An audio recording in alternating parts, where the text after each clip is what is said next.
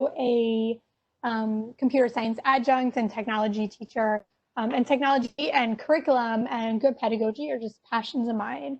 So today we're going to focus on looking at technology that's built directly into our Chromebooks, which is becoming the most popular one-to-one device that creates an equitable environment for all of our students to be learning. So we'll go over some of the tools. Some are for physical disabilities, some are for learning disabilities, and we'll kind of go through that. So again, if you have any questions over the next little bit, please, pop in the chat and I will get to your questions. So this is a presentation that actually started with one of my colleagues who is in here right now, but to give credit, she's also a technology facilitator in Melbourne. And these are tools that we use regularly with our kids. So you'll see tools that both she and I use.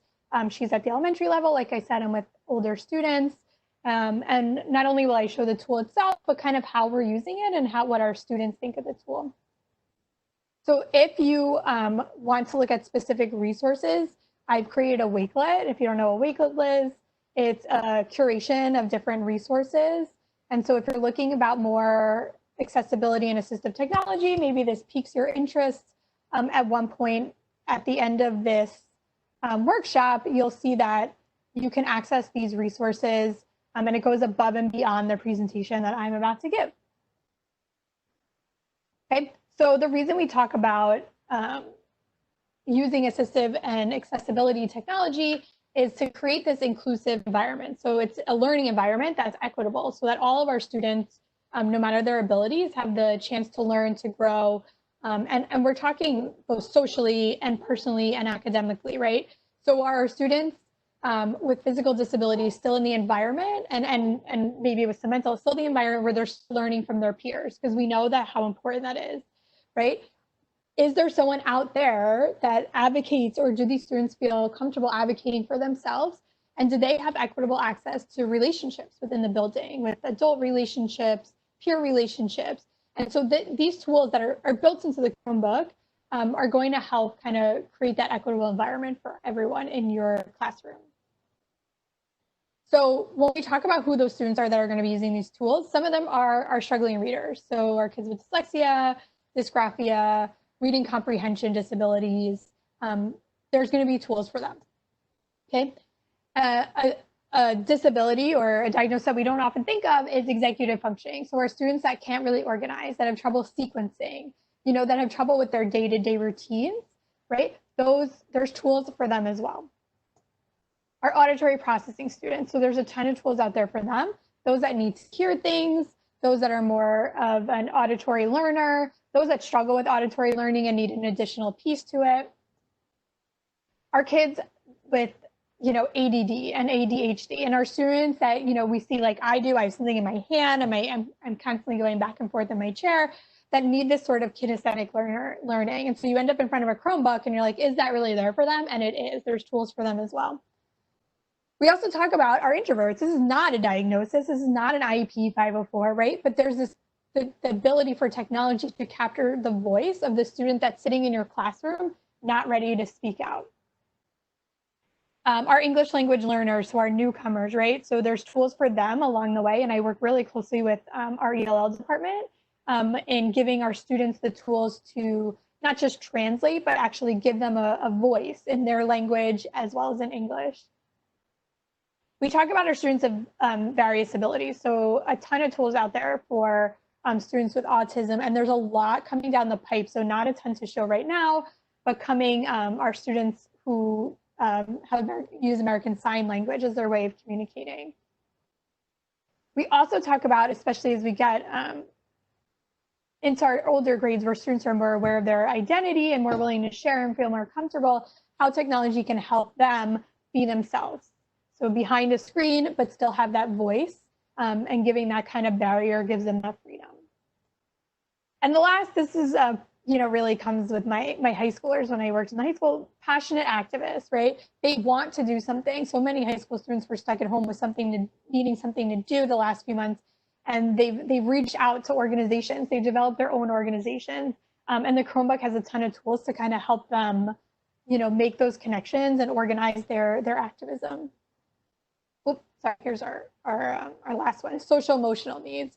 So giving those students with anxiety and depression a place to calm and center themselves, a place to reflect, a place to connect with others. And so that's, when we talk about assistive technology, so accessible technology is really a common term, but that is often about like very physical disabilities, about screen readers and things like that. So the reason I call this assistive technology is because of that huge population that I just went over that can be benefited from this. So it's not all IEP and 504s. It's all students can benefit from different tools that are being used on our Chromebooks.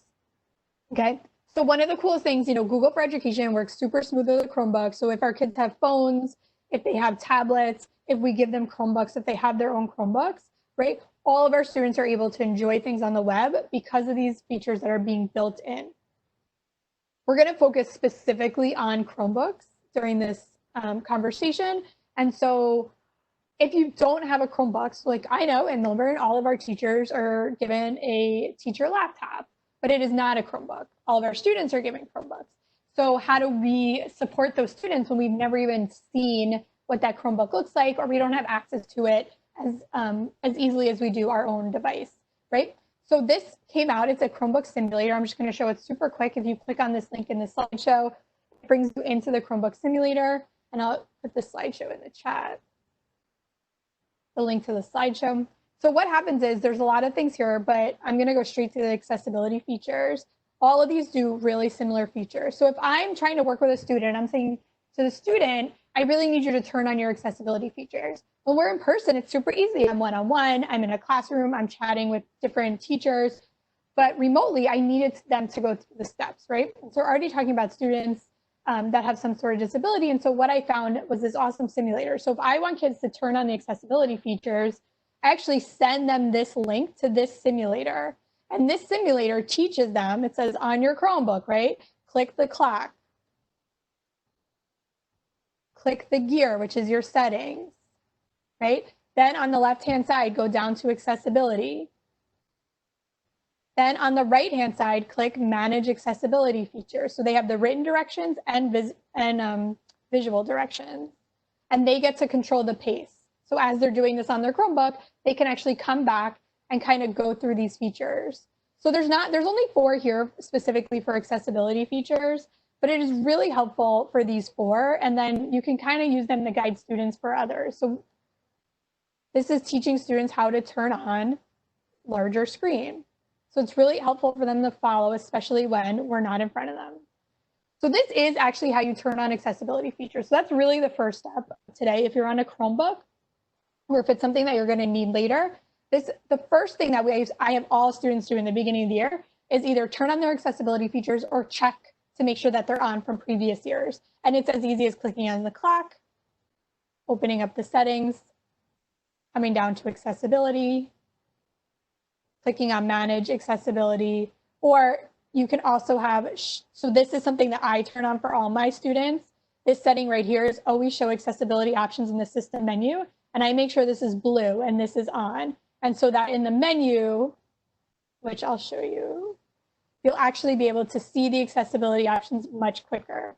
So when a student clicks on the menu, which is the clock, they'll actually see the accessibility options, which is this person. And so I have all students, no matter their abilities, turn that on in the beginning of the year, because all students at one point benefit from this assistive technology. So that's the Chromebook simulator. It's super helpful not only for you to get to know the Chromebook a little better, but to kind of guide students through some of the processes. Okay, so this is what the built-in tools, this is where you find them. Okay, so you saw in settings I had to turn them on first, but once they're on, they're actually down in the Chromebook menu all the time. So once you have them turned on in the settings, you'll always see this person and the accessibility menu, and it's available to turn the next few features I'm going to show you on and off super easy. So once I have it in the menu and I click on the person, this is the menu that I get, and it actually scrolls. There's additional settings even below large mouse cursor. So we're going to go through all of these. These are built into the Chromebook, okay? And all students have to do is click to check these accessibility features on or off. It's that easy. So they click on the clock, they click on accessibility, and then they'll turn on, let's say, dictation. And then when they're done with dictation, because, now they're, working on something quietly, they literally just come into accessibility and click dictation again. So it goes really quick with the on and off once you have this accessibility feature available to them. So Chromebox I'm going to go over quickly because Chromebox is 100% its own training. This is for students who are blind. If you have students who are blind or have visual impairments, okay, and pretty severe, Chromebox reads the entire screen. Everything on the screen from titles to menus and allows you to stop. The other thing that Chromebox does is it allows you to attach a Braille reader to the Chromebook. So you can input and it will export what it's reading. This is probably one of the most powerful tools on the Chromebook, but it has a huge learning curve because of its power. Okay, so this is basically spoken feedback. It's going to read everything on the screen. If it's something that your students are using easily, you can turn it on and off with not just the checkbox, because that would be hard for someone with visual impairment, but with actually a keyboard command as well. Okay. I've included in this slideshow a ton of videos about Chromebox because you'll see the captions, but you won't hear it, because it is a huge learning curve. It is not something that just naturally comes. But if you have someone, again, it's a really powerful tool. So if you have someone that's visually impaired, it's super helpful. So you'll see right now, this is what it was reading aloud, developers and publishers. This is a header, this is a header, this is a header, this is a header. And so someone can actually bounce around their entire Chromebook on headers so they find where they want to go. And then there's another keyboard command to read what's under the header. You'll also see at the top, it's showing the Braille, that if you attach a Braille reader, it's getting pushed out. So again, super powerful tool. At the same time, comes with a learning curve, but there's a ton of videos for Chromebox videos from Google. These are on YouTube. And just, sometimes I had to watch them more than once, but once it got working, it was so beneficial to those students that needed it. So I'm going to go on to our more commonly used tools. So I started with Chromebox, not only because it's the first one, but it's probably the least common used tool. It has a very specific need. Okay, so a more commonly used tool, especially with Chromebooks becoming touchscreens. So our students are so used to being on their phones and their tablets that they're used to a touchscreen. They're not used to a keyboard, right? And that's a problem. Don't get me wrong, but are we going to stop and teach typing, or we're going to allow them to use something they're already so comfortable with? Like, what is your goal? So for me, when I'm in the classroom, my goal is to know what they know, right? To give them information and check for their understanding, make it exciting. So I let my students use on-screen keyboards all the time. It's in the accessibility feature. If you push on-screen keyboard, what happens is a keyboard is actually going to pop up. Okay. Let me fast forward. So a keyboard will actually pop up, and the Chrome operating system has multiple keyboards. So it has your traditional QWERTY touchscreen keyboard that you'll find on a tablet or a phone. Then there's these options across the top that my students absolutely love. This is a scribble option, which I do believe I demo, where students actually write on the keyboard. There's the emoji option. They obviously love that one. But there is the handwriting feature where students pull up the keyboard and they actually write with either their finger or a stylus, and it recognizes and helps predict what they're writing. So I have a ton of students that are also a fan of the writing feature. Also in the built-in on-screen keyboard is a microphone. This is somewhere else if you don't want this here, but the ability for students to actually dictate what's going to come. So you have emojis, traditional keyboard, on-screen keyboard. This kind of makes it a little smaller. And then there's some detailed settings that some students use and some students don't. So another really popular one is select to speak. If you turn on select to speak, it will actually stay down here in the menu, which is really, really helpful, right? So this is the bottom right of a Chromebook with the clock and the battery and the Wi-Fi. And this icon right here is select to speak. So what select to speak does, if you have this turned on, is you click on the website or the document or whatever you're working on, and it actually, once you click, so that's the select part, it reads aloud whatever's on the screen. Okay, so this is that synthesized speech that our students love all the time, especially when there's a lot of reading going on. And our students who have ADD, ADHD, auditory processing, reading comprehension problems, This is a quick way for them to have something on the screen read aloud to them. And they'll read anything. The second most popular one for our students is dictation. It's another one that lives down in the bottom. And so I'm a huge fan because when it's down at the bottom, my students can turn it on and off so quickly. But with dictation, basically a microphone appears in the dock, you click it on, and it replaces any sort of typing. That's true for like a Google search, right? So it will speak, text, speech to text, right? Inside of a search bar, in a Google Doc, inside of a Kami PDF, inside of any sort of tool on their screen where they can normally type, the students can now quickly hit the microphone and they can dictate. So I know that this is built into like Google Docs, let's say, right? But the benefit of this is it does it across the entire Chromebook, right? So that's the difference between grabbing the microphone in Google Docs and grabbing this dictation. So now I can actually dictate my Google searches. I can dictate my notes in a Google Keep note. So the next one, which is more fun for some of my students, there are select students with visual impairments where this is extremely helpful. Google recently came out with dark mode, and so most of my students just turn on dark mode. But I do have students who have like a color blindness or some visual impairments that need this inverse color, right? It's super easy to turn on and off. It is in the accessibility menu. So if you click on the clock and accessibility, you can turn it on and off that way. But actually on the Chromebook, my students who use this find that if you hit Control, Search, and H, it goes on and off super quick. And that's the easiest way to toggle high contrast mode on and off. So the next one is tough. It is a really powerful tool. It basically magnifies the entire screen. And then because you only can see a small part of the screen at a time, right, it follows your mouse. So as it zooms in, so I'm just going to kind of show you what it would look like. So I'm going to zoom in on a certain part of my presentation, right? So this is that screen magnifier. As I move my mouse, it's actually going to go with me, and it's going to show what the students need to see based on the placement of their mouse. So the reason this is a little tricky is because a lot of our students only have like 11-inch Chromebooks. That seems to be the most popular purchase for students. And so if you zoom in a regular screen only to 11 inches, which our kids really need, it does cut off a lot. So if they're trying to read an article, it may not be great if there's constant movement. So this becomes completely personal preference for our students. Okay, what my students use more than the screen magnifier is actually built into Chrome itself, not so much the Chrome operating system, but the ability to increase the browser size. So in any Chrome window, it could be your email, it could be a Google Doc, it can be an article in the New York Times, it can be in any website whatsoever.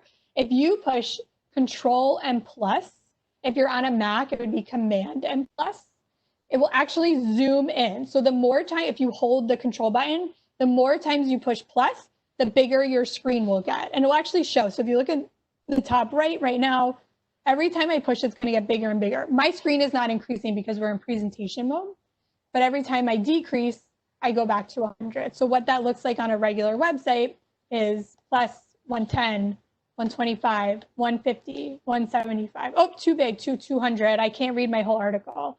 So the minus sign, every time I hit the minus, it's going to bring me back down. And that's built into all Chrome windows. That's not just a Chrome operating system.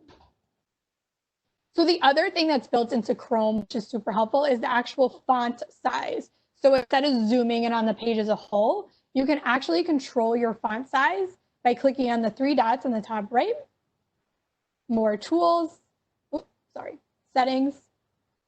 And there's definitely ways to kind of go through here. I am definitely a searcher. And so if I search for font, you'll see font size, and mine's at medium. Okay, I assume with a visual impairment, so we bought her a 13-inch, a large Chromebook that is dedicated just to her, and her font size is very large, and you'll see the change immediately. And she also has some custom fonts where she can adjust the size of her font in even more detail. So super cool built-in feature used by probably 90-something% of my students. the dock magnifier is very specific, and there's a video here, but I will tell you that I haven't found a student once that really likes it. So the problem with the whole screen magnifier is it zooms in on the whole screen. So if your mouse is in the top left, you only see what's in the top left of your screen until you move your mouse. So dock magnifier comes out and it basically splits your screen in half. So here at the bottom is the regular window, and then here at the top is the zoom part, okay? So the zoom follows your mouse, as you see, but now you're only looking at an even smaller piece of your screen. So while it seems really helpful when it actually is in front of you, it's definitely limiting your abilities to what you can and can't see. At the same time, it's zooming in and it's making it very clear that the things on the top half of the screen. So it is a little tough. It has a quick tip for kids who want to use it. You can turn it on and off with just a keyboard command. But it is definitely something that kids would have to get used to. It's not like something that natively starts working for them. So the stylus tool, this only works if your Chromebook is a touch screen. Okay, so all touchscreen Chromebooks have this stylus tool. If you use your stylus tool, it allows you to make something bigger right in the moment. So you don't even have to go down into the menu. You have the option to have a magnifying glass or the ability to screen capture with your stylus, just a really small piece. You can create a note, use it as a laser pointer. And if you turn the stylus tools on, they live in your dock. So if it's something that you use pretty regularly, and this is not a screen magnifier. It literally looks like what's back here. It's a magnifying glass. It makes a circle around the page and just kind of zooms in and magnifies what's under that magnifying glass. Automatic clicks are for our students with physical disabilities. So instead of using the trackpad to click, so if I move my mouse and I want to go here, I get my mouse to where I want to go, be it a link, a video, whatever it is, and then I click. Sometimes I have to double click. So our students that aren't able to click, what they do is they move their mouse, they stop where they want to click, and then within 3 seconds, it automatically clicks for them. So this is great for fine motor skills. And it does take, again, a little while getting used to because you often just like stop. And if you stop on top of something that's a link, it will click on it. So it's getting, and I have students that really use this all the time, but they do have to get used to putting their mouse and stop like leaving their mouse still in an empty space. So another one is to increase the cursor size. I would be surprised if my numbers of how many students use this wasn't close to 100, right? So our students, it just takes your mouse from a normal size and basically almost just increases it, right? And so why not? Especially when you're on a little 13-inch screen, it is really nice to have a bigger mouse to see where you're clicking and going. Those that make it humongous, I will say it makes it harder to identify where you're clicking, but it really does help in the long run. And this is in that accessibility feature. You can click it on, click it off, super quick. So highlight the cursor with a text caret and a focus. So this is something that would have to be turned on in that feature. That's what this is, highlight text caret, highlight mouse cursor, and highlight object with keyboard focus. So these are 3 different features right here in the accessibility feature. So the first one basically is highlight the mouse, which means when I click, so that happened at the very beginning of this, when I click, I get a red circle. So anytime you click, it highlights it with that red circle. This is great if you're trying to demo something up in the smartboard or during a live meet or Zoom or WebEx meeting, because then students are actually seeing where you're clicking. Okay. Another one is the text caret and the focus. It's basically showing students where you're typing. It's kind of highlighting text along the way so that they can follow you. So if you're on a Chromebook personally and you're demonstrating something, these 3 are super helpful for someone else to follow along. This is only on a Chromebook though. You're not going to find this in the Chrome operating system. So this one I didn't even know existed. When I learned about it, I was just amazed. Of course, this makes sense. When we listen to different videos and audio on our devices, it's set to come out of the left and right ear, and they play off of each other, right? That's part of making good movies and good music. But if you are hard of hearing in one ear or have a loss of hearing in one ear, you actually lose some audio. So if you're playing a video for students, it's set to be coming from both ears, students can come into this setting, this mono audio, and they choose left or right, meaning they want to hear all the noise in their left ear or they want to hear all the noise in their right ear, which is really great. What has also come out a lot, closed captioning is showing up. in pretty much every YouTube video. It's built into, if you didn't know, I'm going to turn it on. It is now built into Google Slides when you're in present mode. So as I present, I can actually control the size and placement of the closed captions that are being shown. So this is down in the bottom left menu when you're presenting. And so if I click on caption preferences, I can actually move it to the top if I want. And I can control how big it is. So a bigger room like an auditorium, I'd want to go extra large. An online meeting, I can definitely go large or medium. And that's a super helpful feature because you never know who's in your audience. So built in are Google Translate tools. Our students use these pretty regularly. If they're in our ELL program, they can have bilingual conversations using Google Translate tools. They can do really quick keyboard, type the English word, translate it to their language. If they're allowed to have their phones on them, they can actually use a camera to have it translate live using augmented reality, which is neat. And they can actually also write the same way we could on that touchscreen keyboard and have that translated for them as well. So it's a really commonly used tool in our ELL program. So those are programs that are built right into, so all of these come from these accessibility features. That's not the end of it though, right? So Google is here to help. They want to make their tools as accessible as possible. So built into the operating system allows all those, allows anyone using the Chromebook to use the tools that we just looked at. But there's more. So if your students are on a Mac or a Windows machine, they may not have access to some of those features that I just went over, but they do have all that I'm about to go over because these are built into the Google Suite.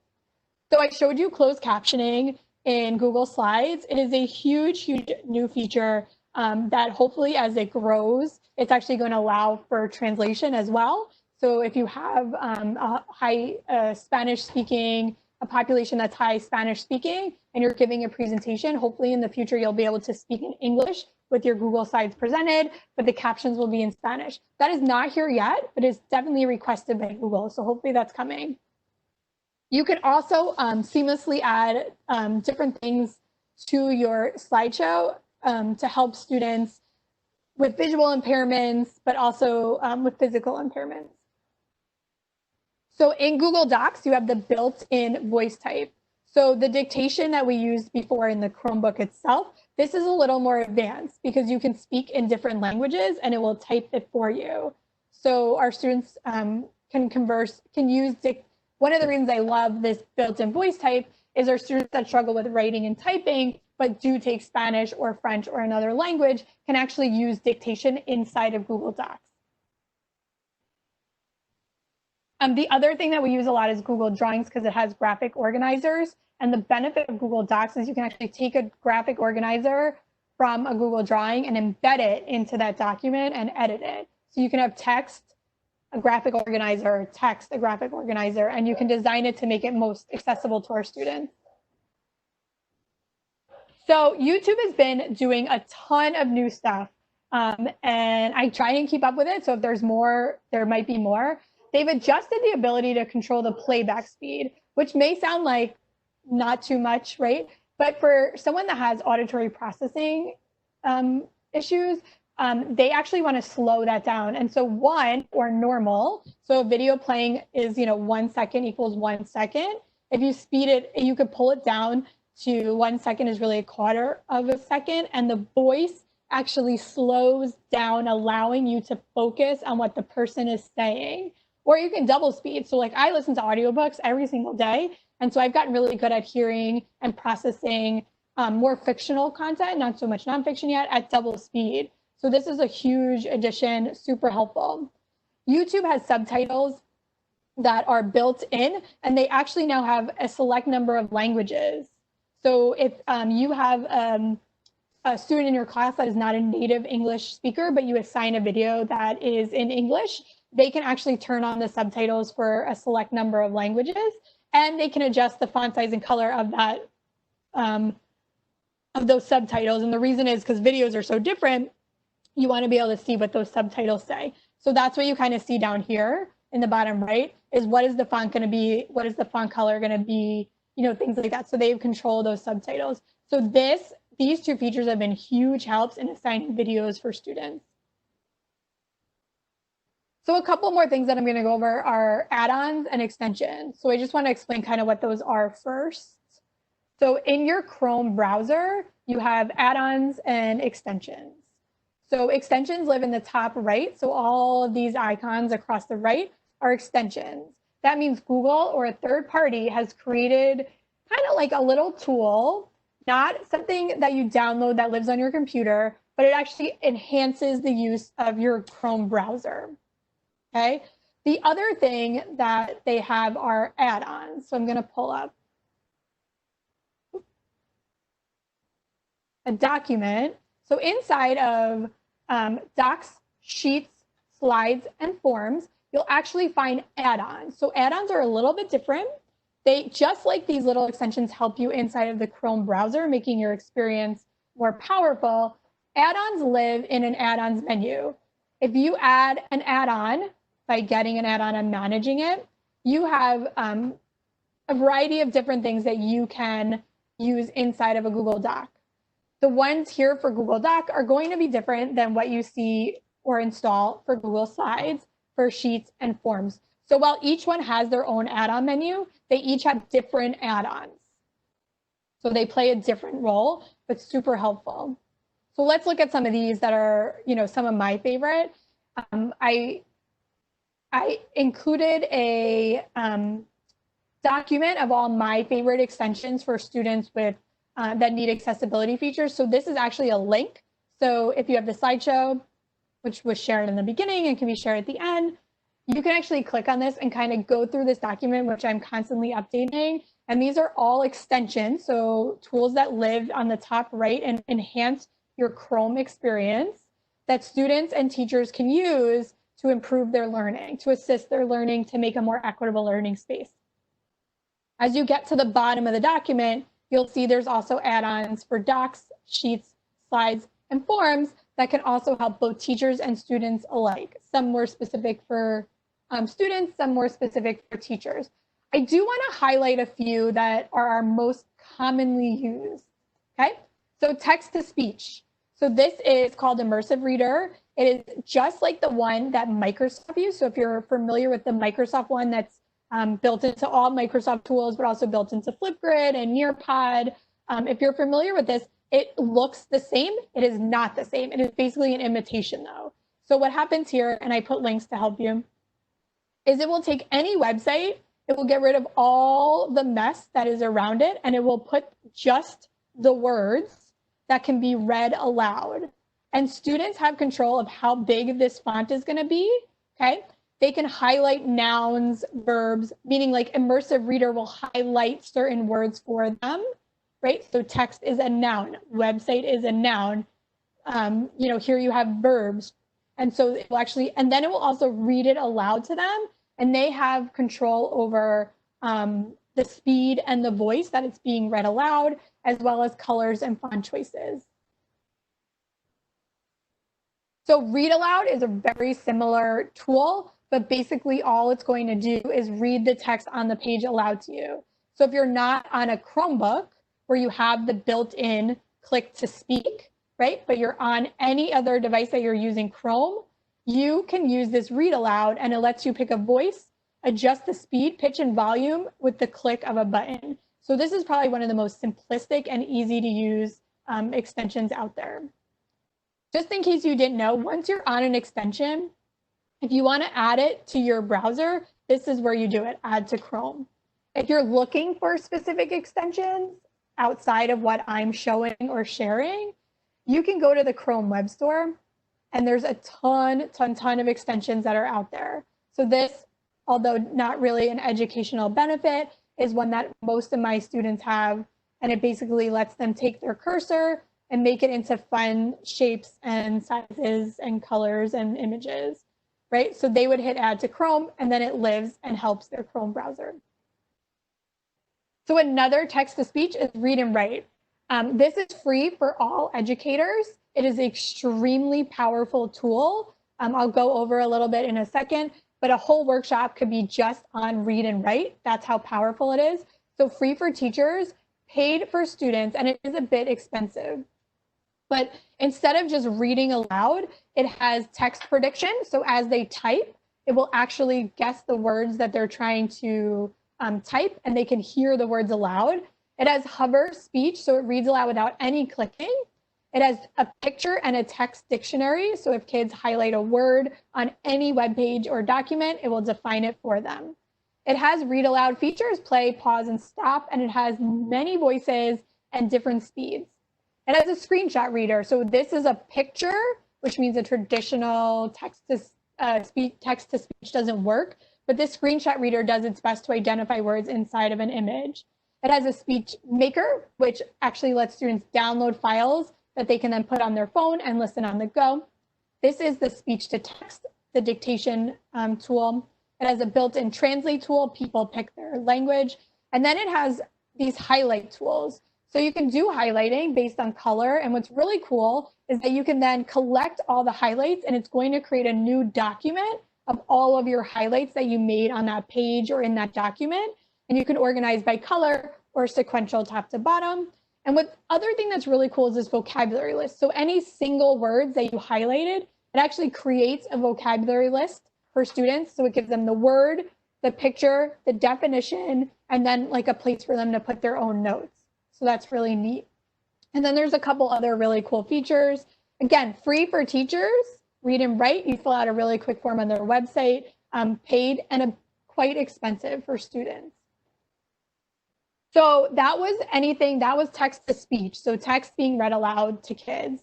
Readability is a huge feature, especially because of the amount of screen time that students have in front of them. So Mercury Reader is one of the most common tools, but there's so many out there like this. So I like Mercury Reader. You might not, your students might not, and you can look at the different ones that are out there. What tools like Mercury Reader do is they go to a web page and they get rid of all the ads and extra information that's around something that you're trying to read, and it makes it really simple to look at. And then on top of that, most of them will also have features where you can control how big the font is and which font it is and what color it is, so that it makes it easier on your eyes to read. So this is all about making reading a little bit easier. The Beeline Reader is very similar, except it doesn't get rid of the ads or anything, but it takes all the text that you're trying to read on your page, and it does this like gradient color. And so this has been proven to help your eyes go from line to line. So the colors don't mean anything. It's just to help your eyes move from line to line. This is paid, but you can do 5 articles a day. So it is really helpful. And it does dim the outside. So Open Dyslexic, I have not found a student that likes it, but I presented on this in a room of like 50-something people, and multiple people said their students love it. So it is 100% personal preference. Open Dyslexic is a font, basically, that is supposed to help students with dyslexia be able to read and comprehend better. So here we have an article, and this is what it looks like to our average user. If you use the extension Open Dyslexia and you say, enable dyslexia font, this is what it looks like after. So another one, and I love this one, it's definitely for younger students, but if it's a really long article or something that kids need to spend a lot of time on, it takes a web page that you would normally have to scroll through, right? And then you know those that you're scrolling, and it turns it into a flippable ebook. So we have learned from the time we're young that there's so many words on a page, you read left to right, and then you flip. And so this takes that and allows us to get back to that, custom format that we're used to. It is easily clickable. You can go left and right on your keyboard with the pages. You can control your font size and your color page. It is really a powerful, underrated tool. And then this is one of my favorites, but probably also an underutilized tool. It's called Visor. It basically, and you have control of your fonts, control of your color, but it basically allows you to highlight a little bit of your screen at a time. So this one isn't turned on too strong. You can actually black out anything outside of your visor or your highlight. you can change the size of this highlight so you can make it bigger if you want to read a whole paragraph at a time, and you can make it smaller if you're looking for a sentence at a time. So basically, it helps our students that need more focus. It helps me when I have a long thing and I need more focus. So another one is a Chrome enhancer. This is for people who have partial color blindness. And so it helps improve. So a lot of web pages out there are not built. So even this Chrome logo, right? Red, green, yellow, not good for people who have a red, green color blindness.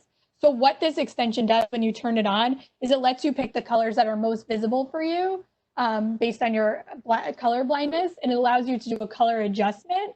And then basically the entire Chrome browser, so any web page you open will have these colors to make everything more easily viewable to you. So I'm going to go over a few more and then I'm going to stop. But reading comprehension is a huge category. So our students that are diagnosed with reading comprehension issues and those without, right, use these tools because everyone can need a little bit of help with comprehending what they're reading. So Google Dictionary. So really helpful because not only does it live in your Chrome browser, but you don't have to click on the Chrome browser. It's up to you. So if you're someone that's constantly looking up words, you might set up that extension so that all you have to do is double click on the word and then you'll get the definition pop up. So some students love this. I know a lot of teachers that like it because you have to purposely double click the word to get it so it doesn't really pop up by accident. Internet Abridged. So I don't show this to students until like they're near the end of high school, but basically it takes any article and summarizes it for you. So there's always that TLDR, which is too long, didn't read, right? So that's real. That happens. If you don't recognize that you're doing that as an adult, you are, but our students are definitely doing it. And so I show this to them, like if you're not going to read the whole article, at least read the Internet Abridged version. So I know that you're, and it only works in Wikipedia. So it's not like, you know, I'm sure it will expand itself. But yeah, so my seniors get really excited when I show them that. This is actually called TLDR, Summarize Anything. And this will actually take any web page whatsoever and do its best to summarize it. What I like about this one a little bit better, besides that it's beyond Wikipedia, I don't find the summaries as well done because they have to access every web page, but they give 3 different levels. So you can have like the really short version, the medium, the long version, or like the super short summary. So this gives students a little bit of freedom. So if they read the short one and they're like, I definitely need more info, they can expand that. Again, I get not wanting to show this to your students, but know that they're grazers anyway. They're just gazing at certain things. So super simple highlighter, and I saw in the chat a highlighting tool would be great for our learners. So super simple highlighter, when you install it, is just a highlighter that lives up here in the right-hand side. And then what you do is you actually highlight on the page. So you click and hold and you highlight your text. And then you right-click and you get to choose between 4 or 5 colors. And it actually saves your progress.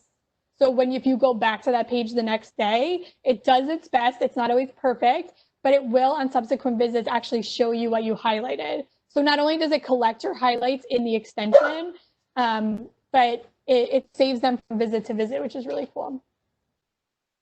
I'm gonna kind of stop there for any questions. I do want to put the link back up.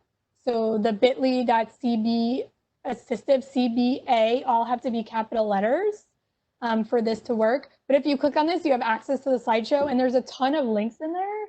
And so, yeah. All right. So one question that I have, is there a language change for Portuguese, or is just strictly Spanish or French or? So like on YouTube, you mean? So there's a ton out here. So I'll pull up something and I'll show you. So you have closed captions, and then you have your settings, and then so it always defaults to English. Right. And so I click options, and then I'm going to pick my, maybe they haven't released those languages yet. Oh, okay. Oh yeah, sorry, auto translate, my fault. So auto translate, and then there is a ton here. So I can go quickly to P and see if you have, yep, so Portuguese. So now you'll see that it's translating a YouTube video into Portuguese. So Nice. this is really cool with all those languages because it's also great to record. So many times superintendents and principals send out newsletters, right? And if you have a family that speaks a lot of languages, you may be using a website like Smore that will translate it for you. But this becomes much more personal, right? So now your newsletter is more verbal and it goes into even more languages. So if you create a video of yourself, teachers too, right? Welcome back. I'm so excited. I know I have a lot of different speakers. Please use the bottom right to translate this video. And so I'm still speaking English, but anyone watching my video now has access to it in their language, which is really neat.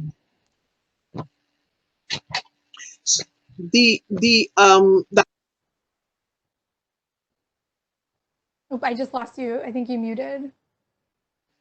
Yeah, I did. The highlighter saying organize your highlights into the context, or it just does it whatever you highlight, it's just gonna organize itself like that. So super simple highlighter.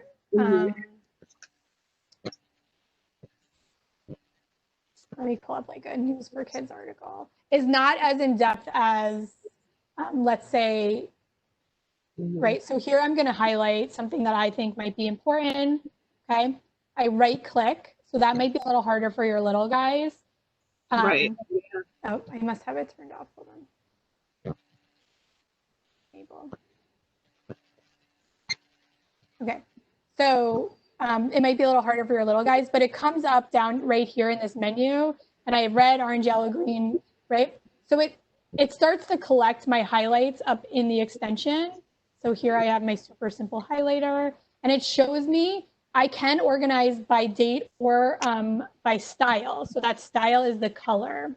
So if I do one in, so if I do a super simple highlight in orange, and then I do another one in blue, right? So just cyan.